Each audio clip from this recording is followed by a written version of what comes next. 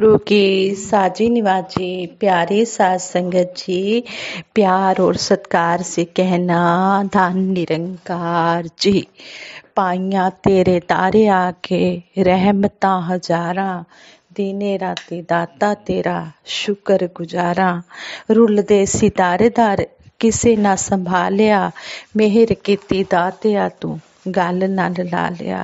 हे सतगुरु दातार सच्चे पातशाह, हम आप जी का कोटिन कोटिन बार शुक्राना करते हैं। आप जी ने हमें अपने चरणों से लगाया है, हमें अनमोल ब्रह्म ज्ञान देकर हमारे जीवन का लक्ष्य हमें बताया है। सतगुरु माता जी, निरंकारी राजपिता जी, निरंकार दातार साध संगत माँ का आशीर्वाद दासी को इसी तरह मिलता रहे। साध संगत जी, दासी आप जी के चरणों में जो भी सीख रही है वही रखने जा रही है। दासी को आशीर्वाद देना कि अंतिम श्वासों तक आप जी के चरणों में बैठकर सेवा सिमरन सत्संग के तरीके सीखती रहे। संतों महापुरुषों के वचनों को सुनकर उन पर परिवार सहित अमल कमाती रहे। साध संगत जी कहती हैं, एक दिन महर्षि रमन के पास दो धर्म प्रचारक आए। उन्होंने कहा, आप कहते हैं कि आपको प्रभु के दर्शन हो गए हैं, हाँ आप हमें भी ईश्वर के दर्शन कराइए। महर्षि तैयार हो गए। वह उन्हें लेकर एक टूटी फूटी झोपड़ी के पास पहुँचे। यहाँ रखा पानी का बर्तन खाली था। अंदर जमीन पर कुछ कुष्ठ रोग से पीड़ित एक वृद्ध सोए हुए थे। महर्षि ने दोनों धर्म प्रचारकों से दरवाजे पर ही ठहरने को कहा और खुद अंदर चले गए। उन्होंने वहां सफाई की, फिर घड़े में पानी भरा। उसके बाद वृद्ध व्यक्ति के कान में प्रभु के नाम का उच्चारण कर उन्हें जगाया। वृद्ध के चेहरे पर खुशी और शरीर में फुर्ती नहीं थी। महर्षि ने उनके घाव की मरहम पट्टी की, फिर उन्हें डेली रूटीन से फारिग कराकर प्रसाद दिया। इसके बाद महर्षि ने वृद्ध से कहा, आइए प्रभु का ध्यान करें। कुछ देर तक महर्षि और वृद्ध दोनों ने ध्यान किया। दोनों धर्म प्रचारक दूर से यह सब देख रहे थे। उनकी उत्सुकता बढ़ती जा रही थी। उन्हें लग रहा था शायद अब महर्षि कुछ ऐसा चमत्कार करेंगे जिससे प्रभु सबके सामने प्रकट हो जाएंगे। उधर महर्षि और वृद्ध बुजुर्ग दोनों ध्यान लगाए बैठे थे। ध्यान खत्म होने पर महर्षि ने वृद्ध से पूछा, क्या आपको प्रभु के दर्शन हुए हैं? वृद्ध ने कहा, हाँ हुए हैं। महर्षि ने पूछा, वह कैसे थे? उसने मुस्कुराकर कहा, बिल्कुल आप जैसे थे। अब वृद्ध की बारी थी, बुजुर्ग की बारी थी। उन्होंने पूछा, क्या आपको प्रभु के दर्शन हुए? महर्षि ने कहा, हुए। वृद्ध ने पूछा, वह कैसे थे? महर्षि बोले, बिल्कुल आप जैसे थे। इसके बाद महर्षि धर्म प्रचारकों की ओर मुड़े और उनसे पूछा, क्या आप लोगों को प्रभु के दर्शन हुए? अब तक दोनों की आंखें खुल गई थी। वे बोले, जी दर्शन हो गए हैं। यह भी पता चला है कि प्रभु के दरवाजे चढ़ना हो तो सेवा की सीढ़ी से होकर जाना पड़ता है। सबसे पहला कर्म सेवा बताया है। जब हम सत्संग में प्रवेश करते हैं तो हमने सेवा करनी है, सत्संग करना है, सिमरन करना है। ये तीनों काम सतगुरु की शरण लेने पर ही हमें समझ में आती है। साध संगत जी कहते हैं, मानव की कीमत शरीर से नहीं चरित्र से होती है। आदमी की कीमत उसके गुणों से परखी जाती है। कहा है, ऊंचे कुल का जन्मिया करनी ऊंच न होए, कनक कलश मद से भरा साधु निंद्या सोए। चरित्रवान व्यक्ति के शरीर को बहुत अधिक साफ मंदिर की उपमा दी गई है। मंदिर की तुलना की गई है शरीर की। मानव की जाति कुल धर्म धन धन, बल, विद्या, सुंदरता इत्यादि को महत्व नहीं देते हुए उसके करैक्टर की प्रशंसा होती है। आध्यात्मिक शरीर, आध्यात्मिक जगत, आध्यात्मिक संसार करैक्टर निर्माण को मानव का विकास मानता है। करैक्टर निर्माण के सब्जेक्ट पर अनेक बुक्स और विचार पढ़ने सुनने को मिलते रहते हैं। निरंकार प्रभु की सत्ता में विश्वास रखते हुए सांसारिक कामों की व्यवस्था को ठीक ठाक बनाए रखने का नाम ही चरित्र निर्माण है। प्रत्येक व्यक्ति एक साम्राज्य है जिसका सम्राट निरंकार प्रभु परमात्मा है। उसका मुख्यमंत्री आत्मा और मन जो है वो कार्यकारिणी अध्यक्ष और इंद्रियां उसकी सदस्य है। यदि आत्मा मन को वश में कर पाती है तो मन की व्यवस्था ठीक रहती है और इंद्रियों की प्रगति भी उत्तम और पवित्र बनी रहती है।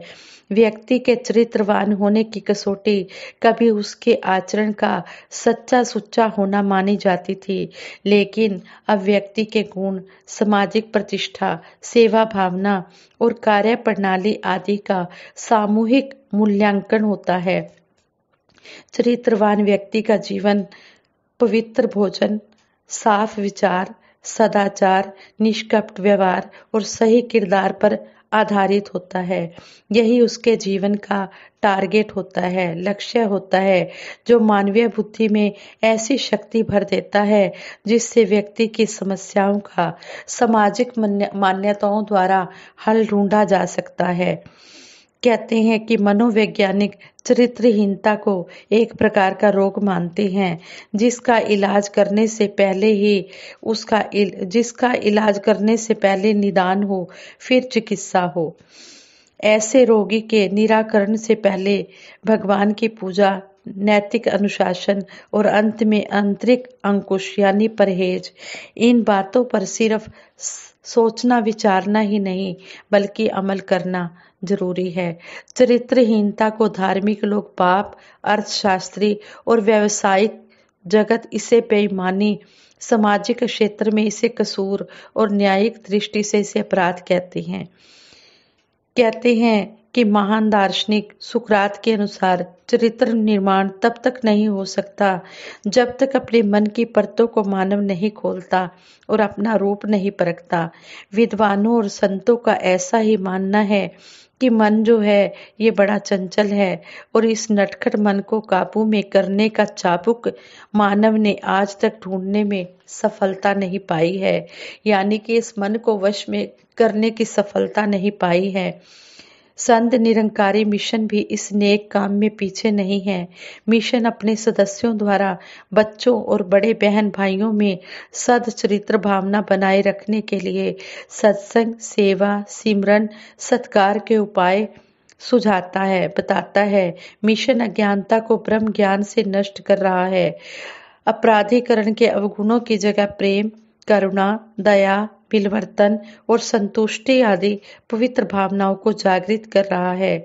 चरित्र निर्माण का काम बच्चों से शुरू किया जाना चाहिए, क्योंकि यही बालक विश्व के भावी नागरिक, अच्छे माता पिता, ईमानदार राज्यकर्मी, समाज सुधारक, संत भगत बनने वाले हैं, जिनका उद्देश्य मात्र धन कमाना न होकर संतोष, सुख, शांति, सामाजिक प्रगति करने के लिए नई पीढ़ी को चरित्र निर्माण द्वारा सिखलाई कराना है। इतिहास इस बात का गवाह है कि चरित्रवान बच्चे ही बड़े होकर वीर, संत, अच्छे सम्राट और दार्शनिक हुए हैं। जैसे श्री गुरु गोविंद सिंह जी महाराज, छत्रपति शिवाजी, भगत ध्रुव जी, भगत प्रहलाद जी, संत तुकाराम जी, शहनशाह बाबा अवतार सिंह जी महाराज इत्यादि। संसार मानता है कि व्यक्ति का संबंध मन से होता है। अच्छा मन मानव का सबसे अच्छा मित्र है और ओछा मन सबसे बड़ा दुश्मन होता है। व्यक्ति सत्संग, सेवा, सत्कार, सिमरन आदि गुणों से न केवल अपना चरित्र संवार लेता है बल्कि संसार को भी जीत लेता है। और जब ये 5 शत्रुओं के आगे काम, क्रोध, लोभ, मोह, अहंकार में घिर जाता है तब यह चरित्रहीन कहलाता है। संसारिक नजर से धनवान उसे माना जाता है जिसके पास अपार धन संपदा हो, सुख सुविधा के सामान हो। आध्यात्मिक दृष्टि से संतोष धन, राम नाम धन प्राप्त व्यक्ति ही धनवान होता है। आध्यात्मिक दृष्टि में जिसके पास संतोष धन है वही सबसे बड़ा धनवान होता है। और संसारिक दृष्टि में जिसके पास ये गाड़ियां, बंगले, मोटर कारें, दुनियावी सुखों के समान है, वो उसको ही अपना सुखी मानता है। तो कहने का भाव यही है कि आध्यात्मिक शिक्षा जिसने प्राप्त कर ली उसके मन में संतोष धन आ जाता है। जितना भी है सतगुरु दे देता है उसी में वो अपना गुजारा करता है और सतगुरु का शुक्राना करता है कि शुक्र है मेरे दातार, आप जी की कृपा से जो भी मुझे खाने पीने, पहनने के लिए, रहने के लिए मिला है, दातार आप जी की कृपा है। आप जो भी दे रहे हैं आप जी का शुक्राना है, मैं खुश हूँ, बस मुझे भक्ति से जोड़ के रखना। और कहते हैं कि संसारिक धन की हानि कोई हानि नहीं होती। स्वास्थ्य की हानि व्यक्ति को कुछ कुछ दुख देती है, लेकिन चरित्र की हानि से सब कुछ नष्ट हो जाता है। वो किसी के सामने सिर ऊंचा करके बात नहीं कर सकता, बल्कि शर्मसार होता रहता है। ऊंचे गिरी से जो गिरे मरे वो एक बार, चरित्र गिरी से जा गिरे मरे जन्म हजार। मानवीय गुणों की कमी से न केवल अपने समाज, अपने देश और सारे संसार की हानि होती है, बल्कि स्वयं आदमी का रास्ता ही बिगड़ जाता है। इसलिए जरूरी है कि चरित्र निर्माण के उद्देश्य को अपनाते हुए समाज को कल्याणकारी बनाएं। चरित्रवान व्यक्ति देश और समाज की संपदा है, धन संपत्ति है, पूंजी है। इनकी संभाल कर उतनी ही जरूरी है जितना कि हम और चीजों की संभाल करते हैं। संत निरंकारी मिशन सतगुरु माता सुदीक्षा जी महाराज के पावन मार्गदर्शन में आदर्श चरित्र निर्माण की दिशा में लगातार अपनी भूमिका निभा रहा है और सत्संग के माध्यम से हर आयु वर्ग के लोग इससे लाभ उठा रहे हैं। लेने के लिए अगर कोई चीज है तो वो ज्ञान है, करने के लिए कोई चीज है तो वो सेवा है, रखने के लिए कोई चीज है तो वो इज्जत है, छोड़ने के लिए कोई चीज है तो वो ईर्ष्या है, पीने के लिए कोई चीज है तो वो गुस्सा है, जीतने के लिए कोई चीज है तो दिल है। और अगर अपना सही मार्गदर्शन बनाए रखना है तो वो है अपना चरित्र निर्माण। अपने चरित्र को अच्छा बनाए, करैक्टर को अच्छा बनाए। सतगुरु माता सुदीक्षा जी महाराज हमें हर पल समझा रहे हैं कि हमने सतगुरु निरंकार दातार के दर्शन करते हुए हर एक मानव के अंदर इस परम पिता परमात्मा की ज्योति देखते हुए, चाहे वो स्त्री रूप, नारी रूप में है या पुरुष रूप में है, हमने सभी का समभाव से आदर सत्कार करते चले जाना है। घट घट देखे अलग को, पूछे जात न पात।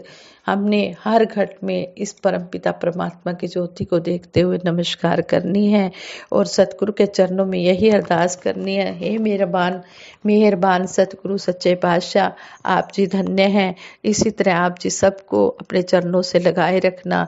जो अभी तक आप जी के चरणों में नहीं जुड़े हैं उन पर भी अपनी कृपा दृष्टि बनाना, उनके भी मनों के भाव को बदलना, वो भी इस सत्संग में आकर जुड़े।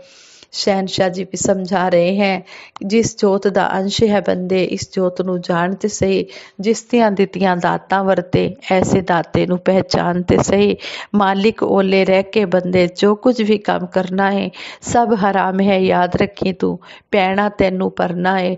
जे साधु दी शरण ना आयो दर दर धक्के खाएगा, कहे अवतार 84 वांगू मुड़ मुड़ 84 विच जाएगा। हे सच्चे पातशाह सतगुरु माता जी, निरंकारी राजपिता जी, निरंकार दातार, आप जी का दासी कितना शुक्राना करे। दासी की जुबान बहुत छोटी है, आप जी की रहमतों का कोई अंत नहीं है। मेरे मालिक दीन दयाल सच्चे पातशाह, आप जी ने हमें परमपिता परमात्मा से हमारा नाता जोड़कर जन्म मरण के बंधनों को मिटाया है। इसी तरह हमें अंतिम श्वासों तक अपने चरणों से लगाए रखना। सेवा सिमरन सत्संग के जो भी आदेश उपदेश आते हैं उनको हम हूँ बहु मानते चले जाएं और इसी तरह हम संतों महापुरुषों के, सतगुरु निरंकार दातार के चर्चा भी करते चले जाएं, गुणगान भी गाते चले जाएं, दर्शन भी करते चले जाएं, आशीर्वाद भी लेते चले जाएं। सबदा भला करो करतार, मेरी मांग है दातार हे सच्चे पातशाह, सबका भला हो, जहाँ में कोई भी दुखी ना हो, सारे सुखी हों, खुश रहें।